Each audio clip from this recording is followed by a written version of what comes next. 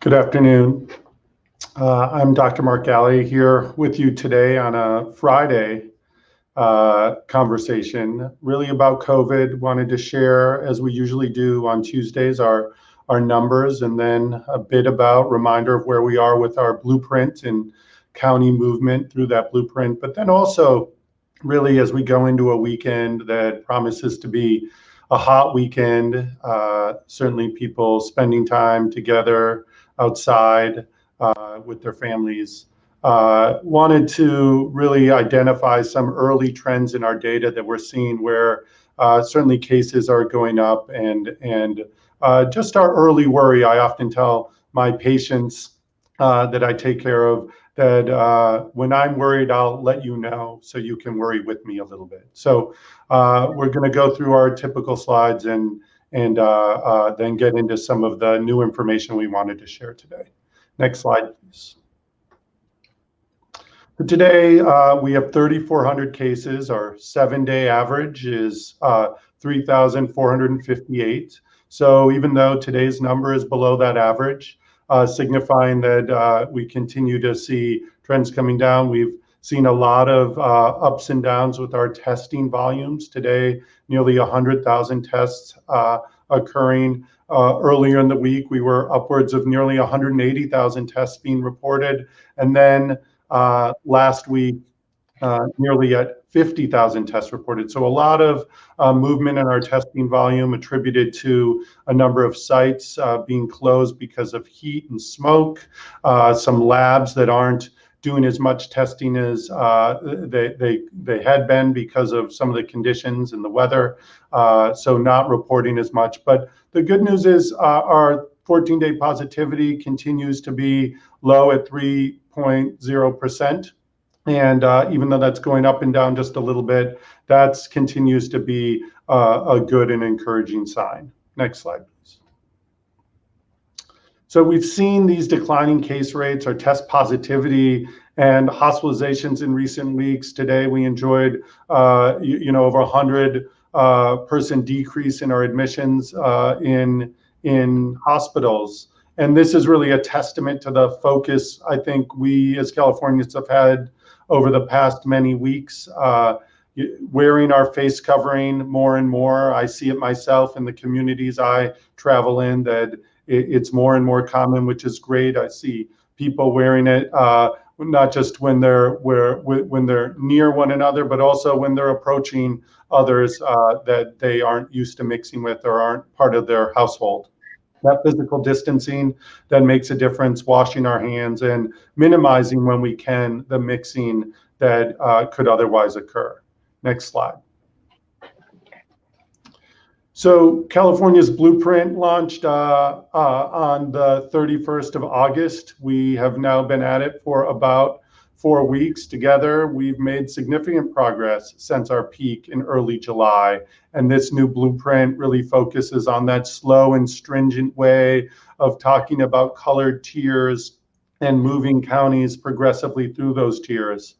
But we want to also show you that we're seeing some early signs that the positive disease and healthcare trends that we've been experiencing and frankly enjoying because of these great behaviors in the last many weeks have started to slow, which raise an early flag, in our opinion, that we want to share with all of you.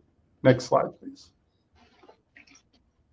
So just a reminder, we do these weekly updates on Tuesdays. We run the county by county data on Monday. We communicate with the counties, and then Tuesday we announce where each county is. You'll recall when we started on the 31st of August, we announced that 38 of our counties across the state were in the widespread purple tier, 9 in the substantial red, 9 in orange moderate, and then 2 in the minimal tier.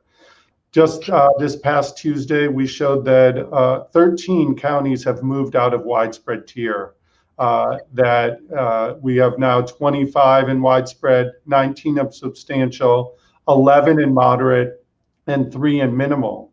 And each week we also update how many counties are potentially poised to move the following week because they've met the first of 2 weeks of data for the next tier less restrictive tier, those thresholds. And we knew on Monday that up to 16 counties could move from the tier they're in now to a new tier this coming week, which really signifies that the system is working, that we're seeing counties move as they get control on transmission at the local level. But it's also a reminder that potentially more and more mixing that we don't have today will start to occur. Next slide, please. So what is the concern that I mentioned? I'll tell you, it's been 2.5 weeks since Labor Day. People have been asking, well, do we see the trends and the impacts of Labor Day? We're starting to see what we think is attributable to Labor Day. Also, 3.5 weeks since we started the blueprint and this stringent reopening plan.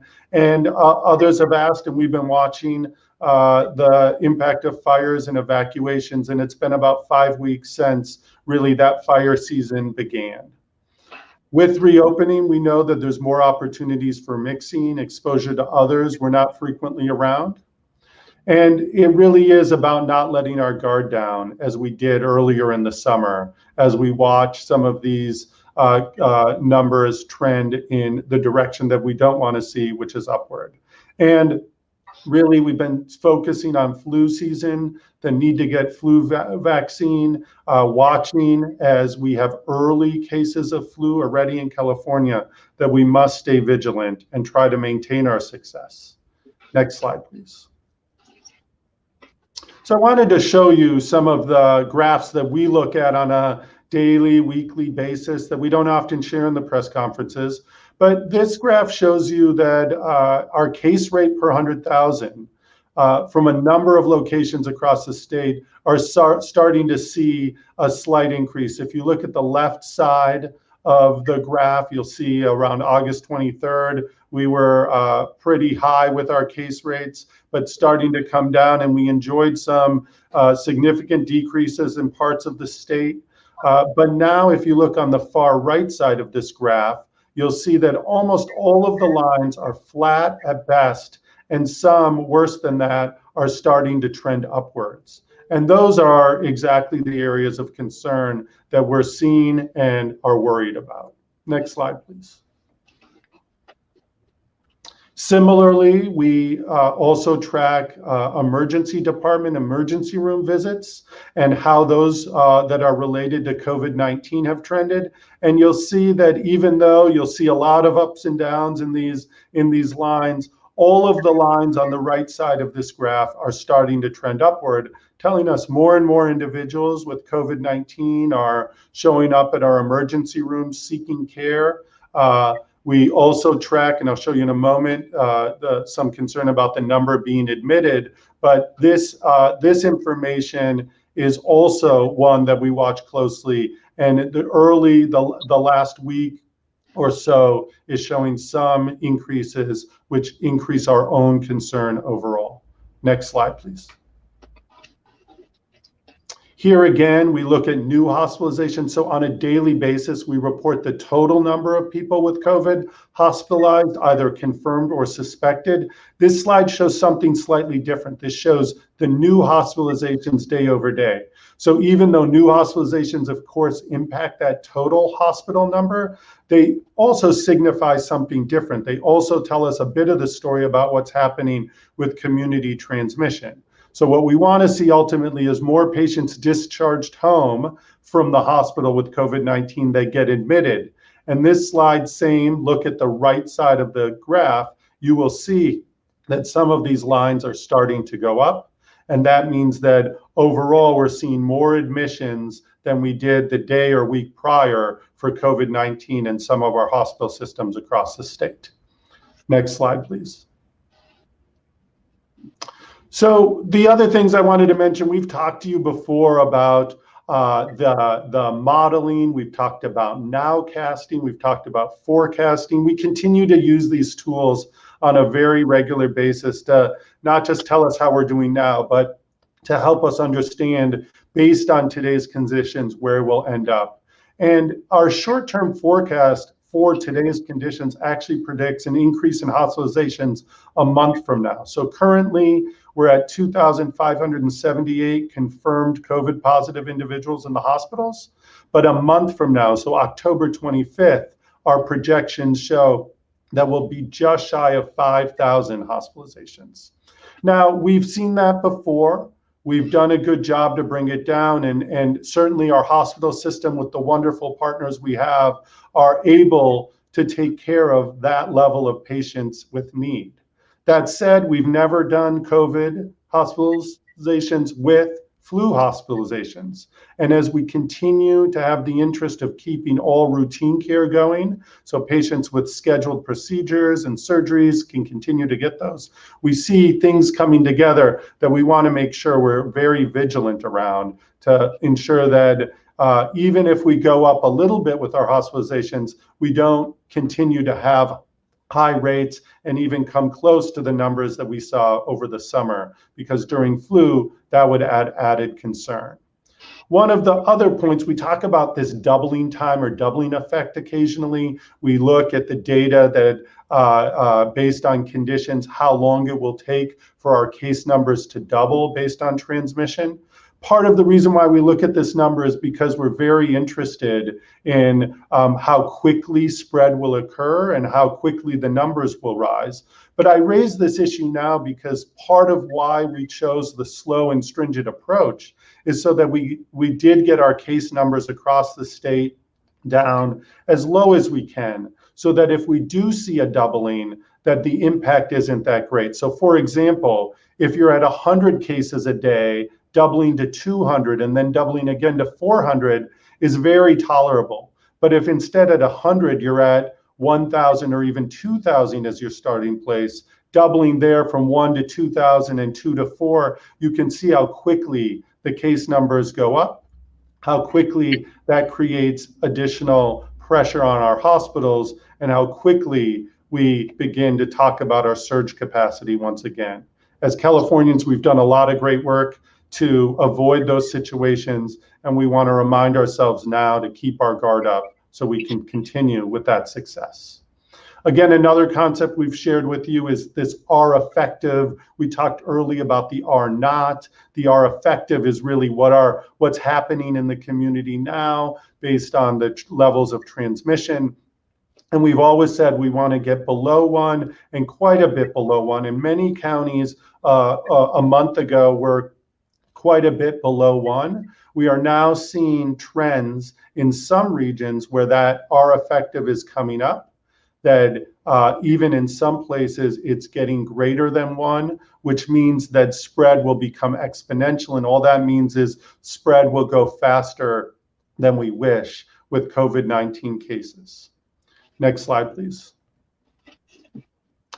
So we really wanted to highlight today, as we come to this final slide that many of you are used to, really the focus on doing what we've done together for a long time now, but doing it with even more vigor over the next many weeks as we see these trend lines, which had been coming down and then flattening, now looking like they may be coming up, and not just over 1 or 2 days, but over the course of a handful of days. We want to sound that bell for all of you to remind you that we want to do all we can to do these things. Wear our mask, physically distance, wash your hands, minimize mixing, and please get your flu shot. We know a number of physician practices, health systems, pharmacies have the flu vaccine available. And please, if this is the right weekend to go do that or next week, please consider adding that to your plans.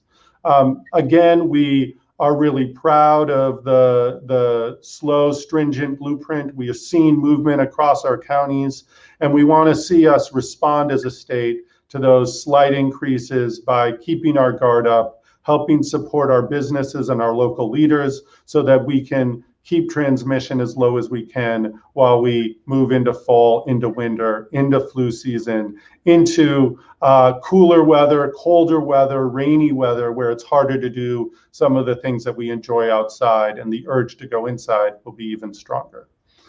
So with that, I'll turn it over to reporters for questions. Thank you. Lisa Krager, San Jose Mercury News. Yes, thank you, Doctor. There's been some concern about the politicalization of the federal reviews of potential COVID vaccines.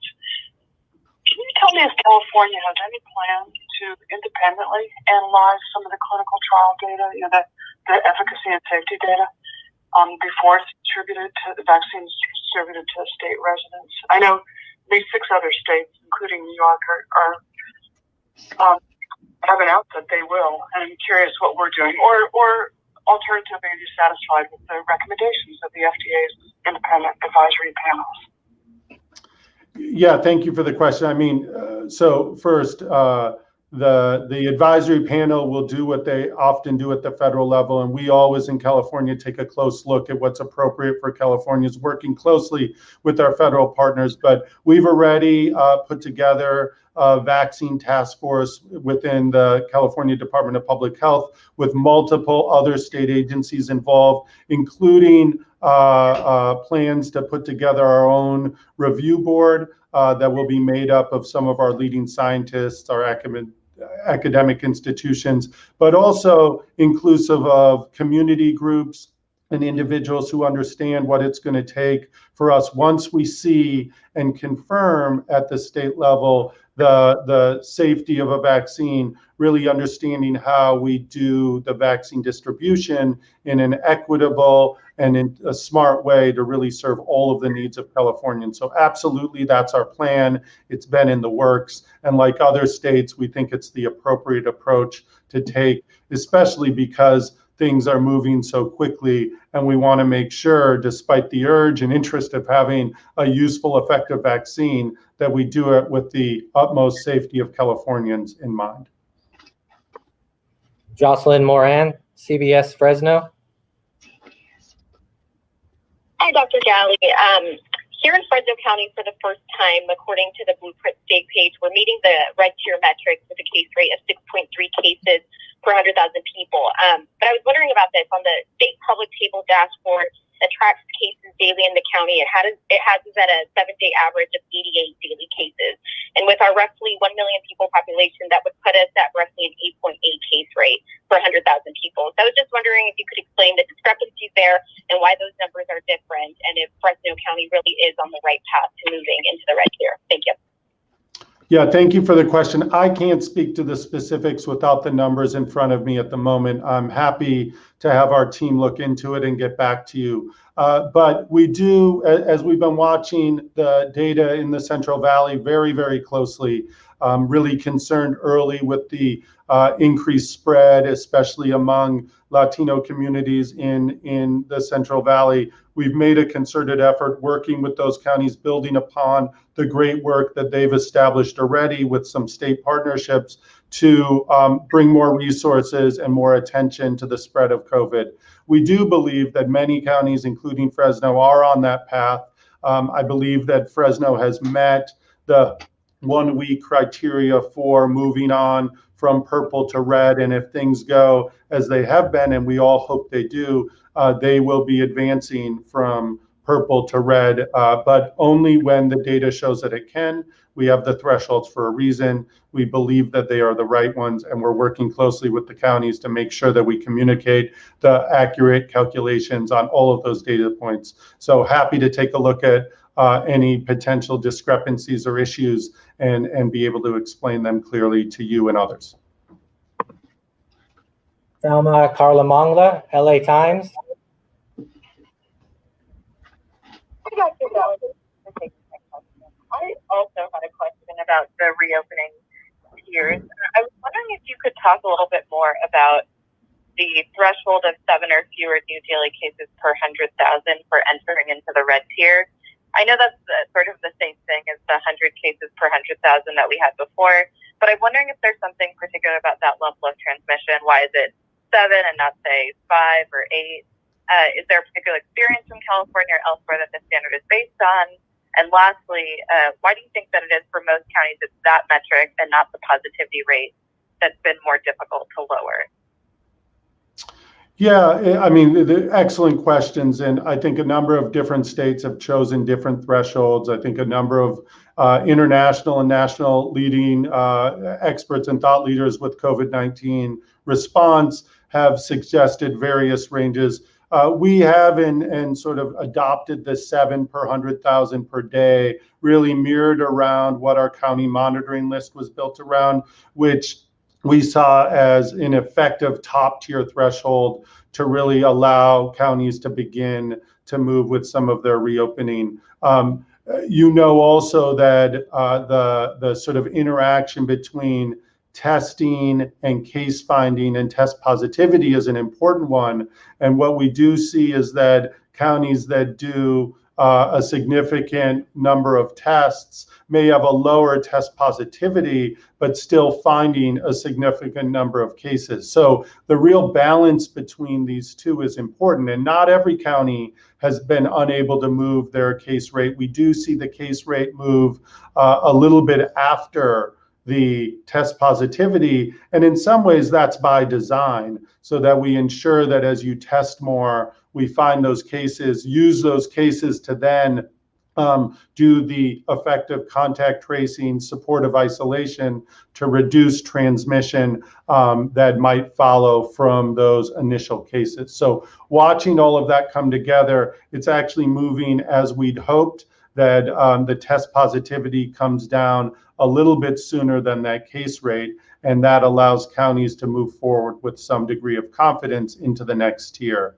I'll remind you that we also require at least 2 consecutive weeks of meeting that threshold. So we can be confident, the county can be confident, residents can be confident that we're allowing a degree of additional operations in our economic sectors under more or less safer conditions. Dave Manisheri, KCRA.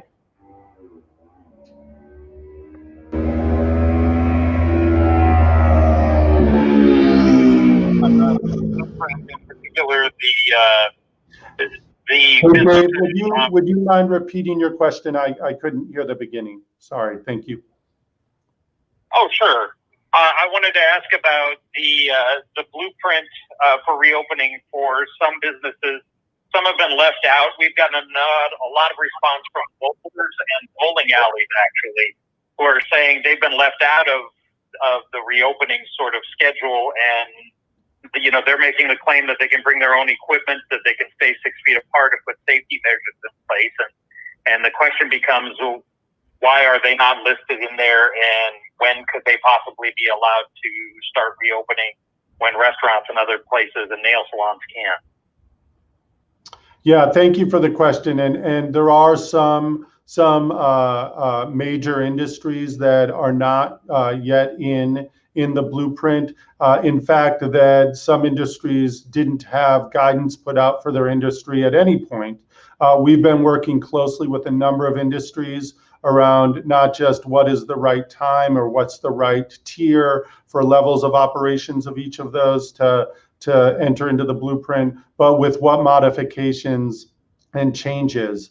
So we're working hard on that. We've heard from the bowling alleys and many of the different venue types that fall into the family entertainment category that is part of the blueprint. And as we hear from those different industries, we're sitting down in earnest with conversations to understand their situations and really trying to, for those that are not yet in the blueprint, find the right part of that blueprint to have them fit in so that they can have some confidence and reassurance on what's coming and have enough time to plan for when operations may resume. Claudia Peshueta, KNX News Radio. Given that LA County accounts for such a large portion of COVID cases and deaths in the state, I'm wondering how concerned you are about recent uptick in transmission, the fact that we've, crept just past 1 on the transmission rate. Thanks. Yeah, I mean, the whole purpose of today on a Friday, as opposed to waiting till next week, is because we are concerned. Not just for LA, but in other places as well, where they're seeing their effective come up. They're seeing their case numbers relative to the amount of testing they're doing come up.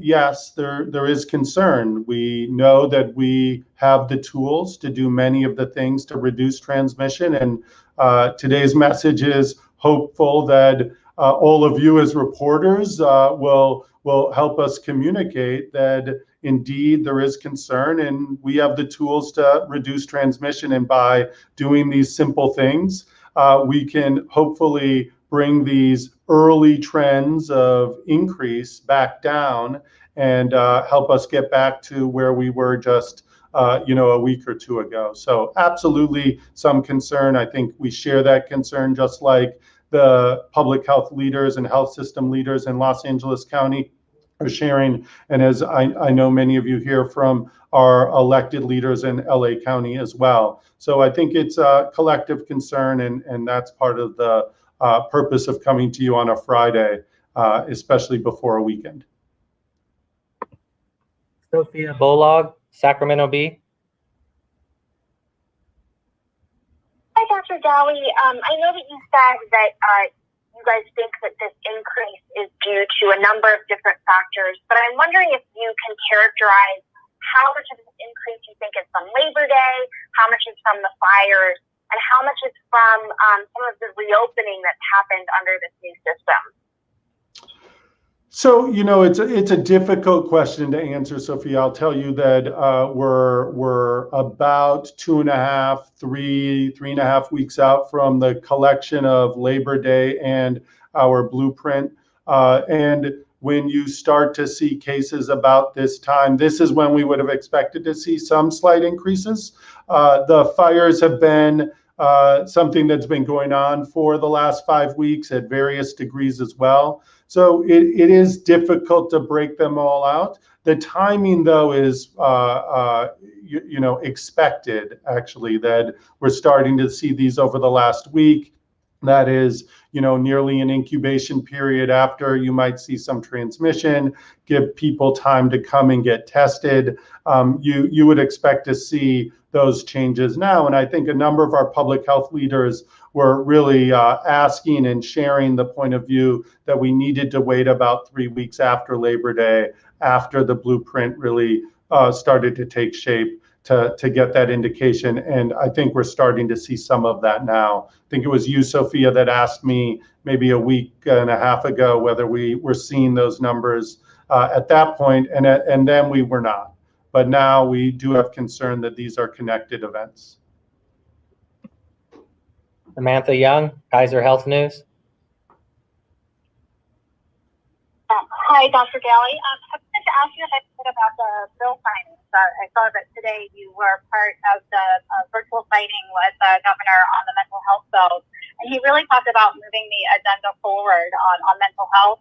And I was hoping you could kind of give us a little window into the administration's thinking on the healthcare bills and what the emphasis is this year on the bill signing for healthcare, and kind of the starting themes on cost containment or access, and especially in emphasis of COVID.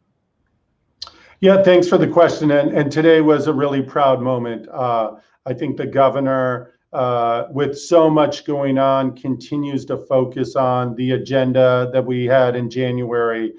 You'll remember the State of the State was focused around mental health and homelessness, and our response as a state, not to every issue in California, but those important ones that I know he is committed and his entire team is committed to making a difference on. And the legislature, bold steps this year, despite reviewing fewer bills than typical because of the COVID situation, advanced what is a bold collection of mental health bills, not only in and of themselves, but really as a platform of and signaling that we're going to continue to work on these important areas.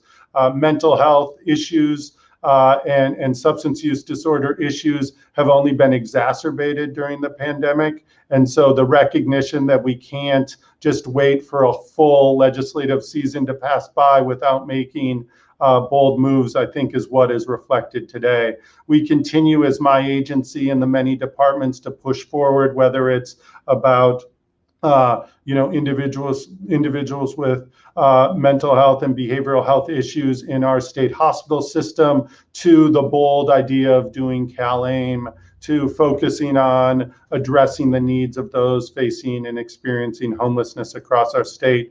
Despite the really almost singular focus over the last many months around COVID, the teams that are working on those other issues and pushing them forward, I think really do have the agenda in mind that we shared in January. And there'll be a few hurdles that we have to overcome that we didn't have then, but I think the commitment and resolve is still just as strong. Final question, Emily Kopp, roll call. Hi. I wanted to follow up on the question about vaccines. CDC announced it would make $200 million available across 64 jurisdictions for the distribution of a COVID-19 vaccine. I wanted to check in and see if that is enough for you to be able to operationalize a COVID-19 vaccine distribution plan by November 1, or if you'll need more funding. Yeah, it's an excellent question. I think we will see. We will not be shy if we need more, but we are appreciative of what we'll have to start. And this is going to be a very big effort. It's going to be unlike anything we've ever done. It reminds me, obviously, the closest thing was H1N1 and a massive, very fast vaccine campaign, but it was around a illness, disease that we know well, even if in a different form and people were familiar with. So this one will be different, and the resources needed to do it well for a state as diverse and big as California could be extensive, and we'll be working with the federal government and locally to make sure we have the resources to not just do it well, but do it in a comprehensive and fully scaled way. So again, thank you for indulging us in coming together on a Friday afternoon. I think our key message today is continue to do what helped us get to a lower risk, safer, lower transmission environment across our state. Remember your face covering when you go out. Avoid mixing if you can, and especially in counties where we're starting to see some increase in our opening of certain business sectors, potentially restaurants offering indoor seating. Just use good judgment. Go with people that are in your household. Bring your mask. Support the staff by wearing that mask as much as you can. All of those tools that we have in our toolkit should be used this weekend and moving forward, so we can really bring these upward trends back down and even bring them further down, so we have more space to see some uptick down the road when we potentially have to bring things indoors a little bit more than we do right now. So with that, have a safe and enjoyable weekend. Thank you again.